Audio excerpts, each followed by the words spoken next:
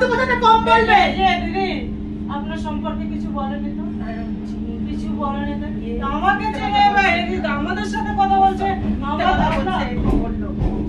আপনার নামে কিছু বলেন। আচ্ছা ঠিক আছে, তাহলে আপনি কথা বলতে এসেছেন কেন? সেটা আমি বুঝতে পারিনি, সেটা আমি নিশ্চয়ই বুঝতে পারিনি, সেই জন্যই। তাহলে ঠিক আছে, ঠিক আছে, আপনিও বাদ দিন, আপনিও আঙ্গুল উঠিয়ে কথা বলছেন।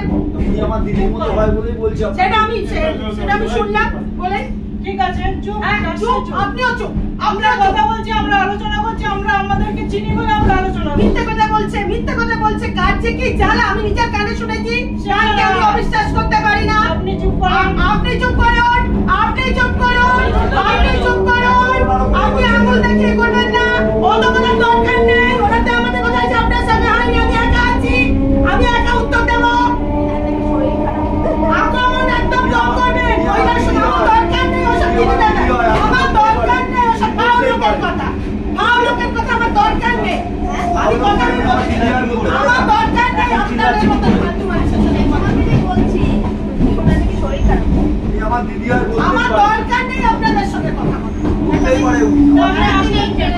টেস্ট করেছি, আমি শুনেছি বলে আমার কান কখনো মিথ্যা হতে পারে না। আমি একটা অসুবিধায় পড়েছি বলে, অসুবিধা ছাড়া বলো বাবা, অসুবিধা ছাড়া কি কেউ বলে? এইসব ফালতু কতগুলো বাজে মানুষের জন্য মানুষ এরকম ইয়ে করে। আমি অনেক কষ্ট পেয়ে চলে 100 বার বলবো, আঙুল উঠিয়ে আপনি কথা বলবেন, আর আমিও ছাড়া দন্ডা নই। শোনেন, আমরা কথা বলতে পারবো না, নিজেদের মধ্যে কথা কে বলতে বলেছে? পারবো না। আপনার কথা কি আটকাচ্ছে? শরীর খারাপ আপনার নিজে আর আপনার ওয়াইফ। সেই জন্য তো আমরা চুপ করে গেছি, আমাদের শরীর খারাপ বলে।